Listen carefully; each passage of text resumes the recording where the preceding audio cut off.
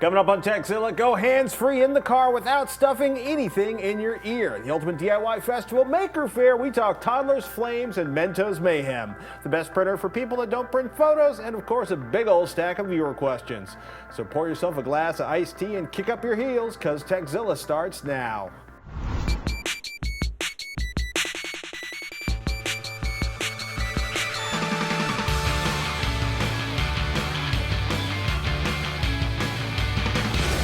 This episode of Tekzilla is made possible by HostGator web hosting, Click It or Ticket, and Netflix. I'm Patrick Norton. I'm Veronica Belmont. Welcome to Tekzilla, hands-on reviews of the latest tech and how to make the most out of the gear you've already got. Whether you're a beginner, tech support for your friends and family, if you've got a question about tech, or why Pirates of the Caribbean on Stranger Tides is best used as a sleeping aid, we've got an answer for you. And if we don't, we'll track down someone who, well, does. Johnny, dude. He's handsome. Rango. I think really it was all about Rango. Yeah, I didn't see that one either. That. I feel like I haven't seen a movie in like 3 years. Have a kid. In the movie theater. Trust me. I don't want to get there. In case you're wondering why everybody's fighting over mobile as the future of computing and ye old internet, I've got one thing to say. 5.3 billion mobile devices. Think cell phones. Roughly 3 out of every 4 people in the world have one. Check out a look at the size and shape of the geosocial universe in 2011. It was a post on TechCrunch based on some spiffy infographics by Just3, a quote creative interactive agency that specializes in social media and data visualization. Long descriptions aside, look at all the Hotmail, Facebook, and Skype users. Skype is bigger than Facebook. I like infographics. Hotmail. Skype is bigger than Facebook. Skype apparently has more. Yeah, it's crazy. In case you're wondering, by the way, that Q zone over there on the left, that's like smaller than Facebook but bigger than a breadbasket, is like the Chinese version of Facebook or MySpace. I always find the social networks over in Asia to be very fascinating because they're different from ours, and they're huge, they're enormous, but most people over here have never even heard of them. Most people over here don't read Chinese. That's true. Well, there are people, but yes. And Digitime says the iPhone 5 will have curved glass. How nice exciting. curvy figure. And several sites are reporting that Foxconn has shut down polishing operations in the wake of an explosion that killed 3 last week at an iPad polishing plant. Foxconn told Bloomberg they have a week's supply of polished cases on hand on hold over there as well, which is not the most important issue at the moment, I would think. No. May 24th should be a big day for Windows Phone 7.5 fans. Apparently, Microsoft will announce 9 new Windows phones. They're expected to go on sale by the holiday season, running the new Mango OS, according to WMPowerUser.com. And I gotta say, I still haven't figured out if Windows 7.5 is going to run on all the Windows 7 phones that have gotten so few updates. It's like I like Windows Phone 7, but it's well, we'll see. We'll see. Yes. We'll see. I 9 like them as units would be gaining big-time momentum. By the way, in honor of my continuing efforts to replace my beloved TweetDeck on my iPhone, which keeps freaking crashing, I'm confused to say that Ashton Kutcher now has a Twitter app. More accurately, he's got a Twitter client, A.plus. Ashton, who you may or may not know, has like 6.7 million followers. He's in the top 10 on Twitter. Worked with Uber Media to build an app, but there's a really cool thing in there. TechCrunch pointed this out, actually. Live preview. It pre-caches links posted by the folks you follow. And, says TechCrunch, you can prune out the Ashton-y bits to turn this into a fairly generic Twitter app. Pre-caching is really cool. That is cool. I haven't seen the app yet. I wonder how Ashton-y it actually is. Well, it's kind of like built to promote, it's kind of like built to promote a lot of stuff he's involved with or follows or I'll check it out. I'm sure all you guys are looking at screenshots, but I haven't seen it yet. It's kind of funny, like A.plus won't run on my iPhone yet, but Veronica was kind enough to give me a heads up on TweetBot, which is pretty freaking cool, except that I freaking hate learning new Twitter clients. It has a lot of sneaky, kind of interesting gestures and controls and things that you can do that are different. Like I love, and I've been trying to do this now on all my apps, to hit reply to someone, you tap it 3 times. And that automatically replies to the person that you're tapping the picture on. There's all sorts of swiping things. It's a pretty neat app. It's not free, but I think it's worth the money. Meanwhile, Google Maps has a new mobile browser interface. Google says 40% of all Google Maps use is on mobile devices, and Android and iOS users can now use the browser to see your current location, search for what's nearby with Suggest and autocomplete, have clickable icons of popular businesses and transit stations, get driving, transit, biking, and walking directions, turn on satellite, transit, traffic, biking, and other layers, view place pages with photos, ratings, hours, and more. Not bad. Yeah. Sadly, though, the update doesn't work for iPhone's Google Maps app, which is totally lame and sad. Perhaps in the next version of the iOS. Perhaps. Perhaps. Android users, of course, can point and laugh at will. They deserve to point and laugh at us once in a while. I think it's fair to say. I love you, Android users, but we talk a lot about iPhone on the show, so I think you have every right to point and laugh. One of us is going to have to get an Android phone. Eventually. Coming up, we talk AV apps for OS X and how to do hands-free calling in the car without stuffing something in your ear. Right now, let's talk Maker Faire, the Make Magazine-inspired gathering that took place down in San Mateo this weekend. Giant soap bubbles, recreations of 19th century bicycling stunt tracks, space giraffes, grown men polishing telescope mirrors. Yes, Roger and I were down at this year's Maker Faire held at the San Mateo Fairgrounds. Roger seemed to be drawn to the theatrics of E.P. Bird's Coke and Mentos routine. The dude loves getting covered with Diet Coke. And the electric sounds of Arc Attack, the Austin, Texas group that uses Tesla coils as synthesizers in their live shows. I have one word for that particular event: loud. And while having my son, Seamus, look at me and pipe, "Dada, I want to go play with the fire," was one of my happiest moments as a parent. Watching him sprint towards the Crucible's Industrial Arts and Propane Cannon display was a bit fraught with panic. Seamus was also way into the giant space asparagus garden in the dark room, as he called it, where all the sort of lighting effects, where they've got like remote control sharks you might see out on the playa. Ooh. And a lot of really cool animated devices. And the Hexbug mazes over at the Geek Dad booth, which is right next to the DIY drones, folks, should you want to build your own personal unmanned aerial vehicle. The Chabot Space and Science Center, those were the people that were polishing lenses at Maker Faire. Robots were everywhere, of course. The R2-D2 corral was especially. Nice. Imagine like a fenced-in space with like 15 R2-D2s inside of it. Yeah, I can imagine that. Barely, but I can imagine it. Does it like fill you full of, I don't know, I was super excited. My son was looking at me like I was on crack. And of course there were crazed bikes and vehicles like the Nowasaurus. I gotta say, Chris Merrick, the guy who made the Nowasaurus, was kind enough, he's just super chill, because he's kind enough to let people actually climb into the driver's seat all day long and blow through like 20 gallons of propane. And the Whiskey Drome from the Whiskey Drunk Cycles crew, which my son wants to ride next year, it was crazy watching them. They basically they built a track like you would see at a classic county fair for motorcycles, except it was people on bicycles. Is there any whiskey involved? Because I was going to say, he's got a good 18 years or so. No whiskey involved, okay. Just riding a bicycle sort of semi-horizontally. And of course, crafts like the amazing wool creations from Nifnax and Wool Buddy. Nifnax, of course, making the epic flying spaghetti monster tree topper. Nice. Yeah. Element 14 brought Ben Hecht in. Our friends from iFixit at their usual booth, and SparkFun Electronics were doing their usual hands-on, basically teaching people how to solder, passing on skills, and they demoed their new vending machine, which I'm told is headed to MIT, and I actually used it to buy a starter pack of LEDs. Awesome. I'm sad I missed it, but I was on vacation, so it was okay. I was relaxing and reading Sookie Stackhouse novels.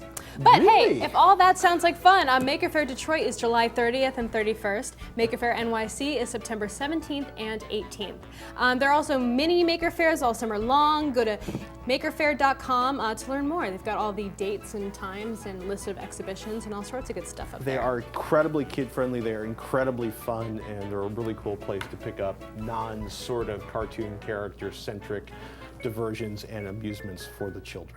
Well, coming up soon, we've got a look at one of your hands-free calling devices, I believe from Blue Ant. Why, yes. Fancy. And more of your viewer questions. But first, it's time to thank one of our sponsors, HostGator. Looking for a place to launch your blog or website? Frustrated with customer support at your current hosting provider? Go with HostGator and get up and running in minutes. With plans starting at just $4.95 a month, you get top-rated 24/7 customer support, access to tools including a website builder with over 4,000 templates, and HostGator will even migrate your current site for free. Servers are 130% powered by wind energy. It's completely green web hosting. You get unlimited disk space, unlimited bandwidth, and a 45-day money-back guarantee. Plus, you get $100 Google AdWords credit to market your website. Right now, for Revision 3 viewers, HostGator is offering 25% off your order or your first month free. Go to www.hostgator.com and enter the code TekzillaHD at checkout to get your discount. All right, well, Tom shot us a question asking, may be one of your more experienced, read senior viewers, so I have a unique problem. I live in Wisconsin and I want to be legal and use my Bluetooth-enabled phone hands-free while I'm behind the wheel. My problem is that I have behind-the-ear hearing aids in both ears, so any Bluetooth accessory that goes behind the ear or into the ear canal won't work for me. Hopefully you or one of your users will know of a solution. Of course, love the show. Tom and Eau Claire? Eau Claire. Eau Claire? Beautiful part of the world. Ooh. You don't really need to be senior or have hearing aids to want to go hands-free without stuffing something in your ear. Definitely. I actually, you know... I hate them. I hate wearing our IFBs because it tickles my inner ear and it drives me crazy. Yes. Veronica, for example, cannot stand to have stuff in her ear canals. I get freaked out by watching. I had a classic moment where this like, I swear to goodness, 7 foot tall, 250 pound ex-freaking offensive lineman dude was walking down the airport, like screaming at somebody and not paying attention, and like nearly ran me over, which led to a really hilarious conversation between me and him and the person at the other end of his in-ear headset. Note to self, watch where you're going if you're running through an airport screaming at your secretary at Mach 7. I got 2 really good options for our viewer, by the way. Bluetooth car speakerphone is the first one. I like Bluant's S4 hands-free. It's pretty much got the best audio quality of any of the hands-free devices I've used, although I have yet to use any of the Parrot stuff. A lot of people speak very highly about that. So if you start out with Bluant, speak to me. Say a command. Phone commands. Activating your phone's inbuilt voice commands on the connected phone. Okay, now basically I can use all the iPhone voice commands on this. Call Roger, mobile. Calling Roger Chung, mobile. That's not his name. But on the upside, I am actually calling You are Roger. actually calling Roger Chang. Yes, Without, you are. And now imagine, of course, that this was clipped to my visor and, I wasn't holding it, but it actually worked shockingly well. Uh-oh. Feedback world. Sorry about that, Raj. We're going to turn this off before Roger's head explodes. If you want to hit the volume, you'll be reaching for the controls. Although all of my vehicles are so loud, I usually end up just maxing out the volume on this. Leaving it that way? There. Yeah, they've got a new model that we're going to be testing, and we're going to talk about this in the next week or two. The Sense, the Bluant Sense hands-free, which promises to automatically shut down and reconnect to your phone when you open up your car door. Apparently, it's going to detect that and automatically turn back on and reconnect with your phone. That's cool. Yeah, to get some battery savings on there. Yeah, my car is Bluetooth enabled, so I don't have to worry about that, which is nice. That's the second option. That is, you could buy a new car and get it Bluetooth enabled? You could buy a new car, right? In which case, your car is the Bluetooth hands-free device, which is I got to say, having rented this vehicle recently where I was using the phone dialed into the stereo in the dashboard, that was awesome. But I was going to say you could buy a new head unit, a new stereo unit. Alpine is particularly popular with iPods and iPhones, but to use it with the hands-free, you got to have a Bluetooth adapter. And Alpine, by the time you add in a Bluetooth adapter with the Alpine headset, the head unit gets stupid expensive. So I ended up buying a Pioneer one, and there's several other brands. JVC's got some interesting stuff. There's actually a lot of new head units coming out that are designed to work with the iPhone, and I'm hoping we're going to see more Android-compatible head units coming out there, above and beyond just the simple sort of integration with the phone. I think we need to do some car tech at some point and do Yes. I need a better iPod integration system in my car. Do I have ideas for you? Yes, really badly, because it's driving me crazy. Yeah. It takes over the iPod, and I can't control it from the iPod, which I get. It's a safety thing, Right. but also I can't pause the music when I want to listen to something on Audible. It has to be playing the iPod in the background at the same time, and then if there's any gaps and I hear the music come in from the iPod, it's just, it's a pain in the ass. We will discuss like audio options for your iPhone and hopefully your Android device later on this summer. But right now, while we're talking audio, Mark writes in, "Hello, audiophiles. I am looking for an informed opinion on the differences, pros and cons between the lossless audio formats, FLAC, Apple, WMA, etc. I have an Apple household with Linux servers. What is best for storage versus playback versus quality? Playback is 1, home stereo via Toslink and the Airport Express. 2, portables, iPhone, iPod Nano, PS3. 3, future-proofing, PS4, ATV4.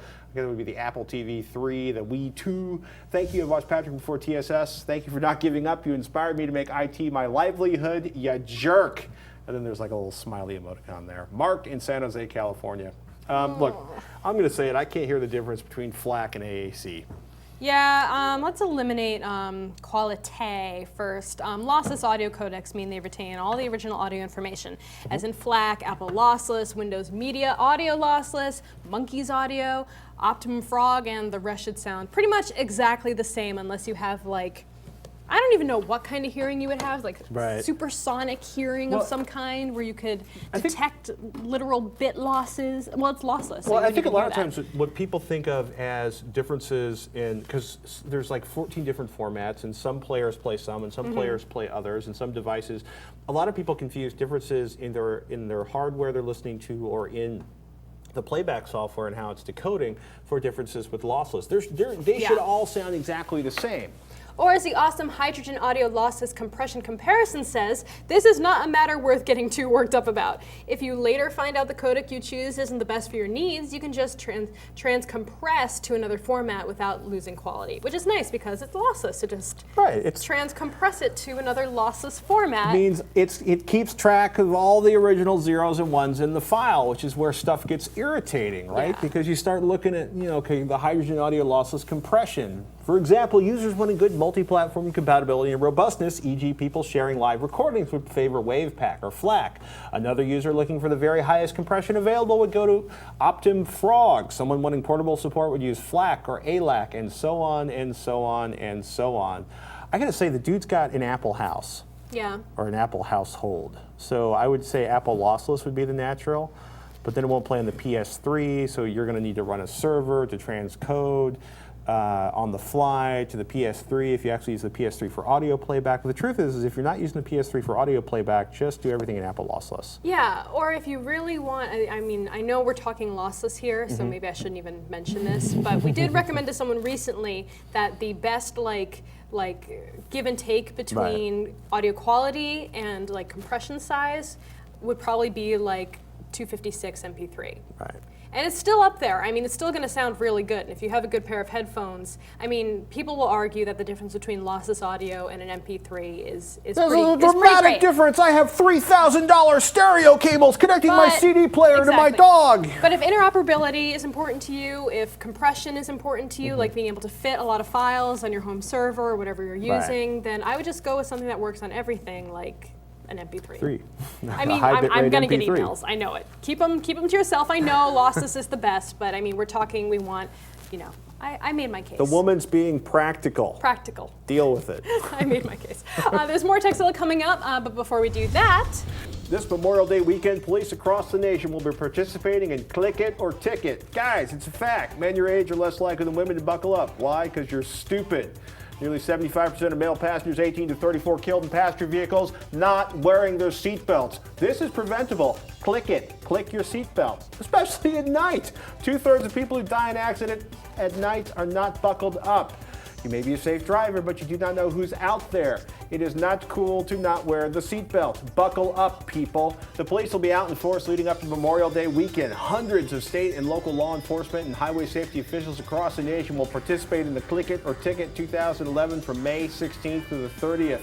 They will be looking for you day and night and making sure that everyone is buckled up. Do yourself a favor, save your own life, save the lives of the people in the car or truck with you, and save a few bucks while you're at it. Click it or ticket, people. Buckle up so we see you next week. Looks like it's time for another website we just can't get enough of. A website that we just can't stay away from because it's too useful, too funny, or just too darn irresistible. This week's pick, Vintage.js. This one was recommended to us by our very own Serafina.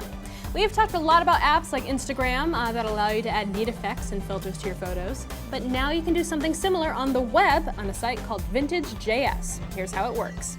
On the main page, you can open up a photo from your computer. After it uploads, you have some basic editing features that you can try. Add a vignette by either darkening the outside edges or lightening the center. Adjust curves. Put on a screen layer. See how it would look through a dirty viewfinder. Ew, I hate that one. Looks like bugs on my face. Desaturate, and add a blur on the edges. Once you're happy with the way your image looks, you can share it to Twitter or Facebook and choose if you'd like it to be added to the recent images section, where you can view the pictures from other folks. So, a few downsides, if you see them that way. There's no login option, and it's not going to save these images for you forever. I would download them the second you're done editing them. There are no friends or privacy filters. Either your photo is in the recent images area or it's not. but it's a cool way to add some neat filters to your photos without having Instagram or Photoshop. Check it out at vintagejs.com. Terry in Bridgeport, Connecticut wrote in asking us, fellow nutmegger, do you have any suggestions for a basic printer? Most new printers have 5 to 6 ink cartridges and I never print photos. Who does? All I need is one black and one tricolor cartridge as I only print occasionally. I do tend to scan quite a bit, so an all-in-one is a necessity. Lastly, I do want to print directly from my iPad, so some type of Wi-Fi would be a plus. Terry in Bridgeport. Well, actually, the printer I'm using right now covers all of those bases for you. It's the HP Photosmart Plus E All-in-One. You can find it online for about $150, and it's great for everyday printing. It also supports ePrint, so you can use it with your iPad. I've done this a few times with pretty good success so far. Actually, perfect success, now that I think about it. I also never print photos, but the few times I have, the quality has been, okay. It's just on regular paper. I haven't tried using any photo paper or anything. You can also email it documents to print using a special email address that's specifically made for your printer. It has all those stupid HP apps also that are worthless and do nothing, and I hate. You are so angry about the HP apps. What? I was mentioning that on Twitter recently, You were wasn't mentioning I? it on Twitter. We were talking Did about I show about it on the here. show? Show about it on the show? I talked about it on the show. I hate Yeah. those apps, they're stupid. I was kind of laughing, like, who prints photos? I print photos because, it's nice to actually hang things up and not have everything That's true. digital. I actually ended up buying an Epson all-in-one and a Brother laser printer to take all the household printing system completely wireless because I couldn't find what I thought. I didn't want basically I wanted a laser printer that I could do a lot of really cheap printing with. So Yeah, this one, my HP does, it's an inkjet, obviously. It is not, I'm so annoyed by how expensive ink cartridges are and how frequently they run out. Like, I don't print that much. Like, what am I printing? Nothing, really. apparently you're printing a lot. And the Perhaps Ryan tricolor is printing in cartridge the is middle of the already, night. like, empty. I've had the print thing for like a year. I don't even remember ever printing color, but I must have at some point. I don't buy anything that combines multiple colors into a single cartridge. I want individual ink cartridges for everything. Well, that's what he didn't want. That's not what Terry Yeah, wanted. the problem, Terry, is if you use those combined ink cartridges, the worst ones are the ones that combine black with the other colors. I don't think anybody My makes one of magenta those keeps anymore. running out. Well, Like, why is my magenta running out? apparently it's the most commonly used color for you. Apparently. And then it yells at you incessantly if the color's Yeah. out, even if you're just printing in black and white. It's like, shut up. Your world is going to Shut up. end. You're just a printer. Just print the stupid page. That's because every printer company is making money. Every inkjet printer company is know. making big money off the inkjet. So they My want you to recommendation, replace early and replace often. do not install their software. Just never install the software. Why would you install the software? It's terrible. Sometimes, I don't even want to go there. I'm digressing. Peyton in Wisconsin wrote in asking, hey everyone, I have a 15.6-inch laptop with a native resolution of 1366 by 768. I also have an old 4x3 monitor with a native resolution of 1024 by 768, but I've maxed out the resolution to 1920 by 1080 with black bars on the top and bottom by plugging in the monitor to my laptop before turning it on. Now, I would like to know if I could somehow do the same with my laptop's monitor. I was wondering if there was a tweak or something that could increase my laptop's native resolution. Thanks for the help. Love the show. Peyton in Wisconsin. Short answer, no. The long answer is no. I worked on your 4x3 monitor. It was probably a CRT, right? They used an electron gun to generate the individual pixels, which made changing resolutions easy. There were multiple native resolutions for your old school, big, giant, heavy glass CRT. LCD display on a laptop, an LCD on a laptop has a single native resolution. It is the number of transistors on the screen. It's a fixed set of pixels, 1366 pixels across, 768 pixels from top to bottom. You're not going to get any more than that. And anything that tells you you're going to get more than that is lying. I think I had a 4x3 ViewSonic monitor once, LCD. You could like run it at multiple resolutions and do strange stuff to it and change the refresh rate. You can't change the refresh rate on your flat panel, by the way, either. That's something we get like, I need to up the refresh rate on my LCD flat panel to get better gaming performance. Not gonna happen. Boo. Well, we got more of your emails still to come, but first, it's time to thank one of our sponsors, Netflix. With more than 20 million members, Netflix is the world's largest subscription service, instantly streaming TV episodes and movies over the internet. Members can instantly watch thousands of titles on a vast array of devices streaming TV episodes and movies, like Microsoft's Xbox 360, Sony's PS3 game console, and the Nintendo Wii console. As a Netflix Unlimited member, you can instantly watch as many movies as you want, anytime you want, for one low monthly price. There are no late fees or due dates. As a new member and a Tekzilla viewer, you can get a free trial membership. Go to netflix.com/Tekzilla and sign up now. Be sure to use this URL so they know we sent you. Last week, we were helping Anthony finding a DDWRT VPN router for his VPN service, or more accurately, I was telling him to avoid DDWRT. A bunch of you emailed back with alternatives. Larry in Michigan wrote in and said on the 920 show regarding the Strong VPN, there are new routers you can purchase that are powerful and will run DDWRT. Just a couple days ago, I replaced an aging WRT54G. It was a fine router in its day, with a new Asus RTN16 router that natively supports DDWRT with no risk of bricking. Yes, it has 128 megabytes of memory, a 480 megahertz CPU, and it was affordable, $100 at Micro Center. So DDWRT can be done in a non-scary way that works great. Did he write from the past? 9/20, September 20th? Well, maybe he bought it back then. Oh, maybe. Okay. Then Ken piped in with his pick. I saw the most recent episode with the viewer asking about using Strong VPN with his PS3. I use the Buffalo WZR HP G300 NH router that comes with the DDWRT as its default firmware. It can easily be configured to connect to Strong VPN. I highly recommend it. And Alan wrote in suggesting repurposing old PC hardware as a router. Before dumping coin on a new piece of overpriced cheap plastic just to have a VPN router, I would, if available, grab an older PC of a few hundred megahertz or larger with 2 NIC cards and try Monowall or pfSense. Both have VPN built in the software and a 900 megahertz worn out useless for anything else PC will run circles around any over-the-counter router. If you have one laying around, DIY and try it. If you like it but don't like the power consumption, get an ALIX board and upload your configuration file to it. Alan, you know, it occurs to me that this is probably the only chance I've ever had in the last 5 years to mention Smoothwall or Monowall or IPCOP where I didn't actually mention the DIY routers for your PC. Perhaps because I don't know, who knows why I didn't remember. I will note that Strong VPN, Anthony's VPN service, stated they would only support VPN routers they offered for sale on their site or DDWRT flashed routers. So if something happened with a PC turned router setup, Anthony would be on his own getting it back up and running with Strong VPN.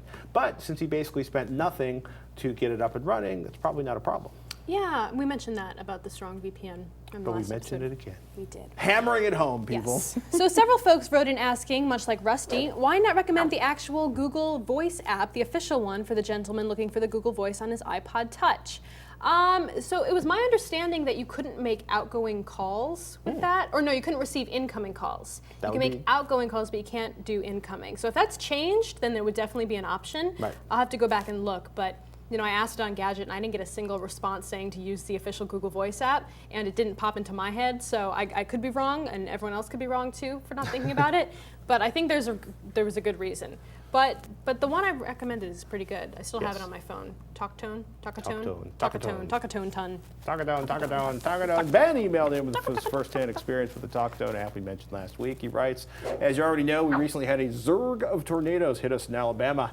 During and the hours, days after the storm, the local wireless provider suffered a denial of service. Short of using a GETS card, no one was making a voice call. This means so many people were trying to access a service at the same time, the cell sites couldn't handle them. 3G, on the other hand, slowed but was still usable.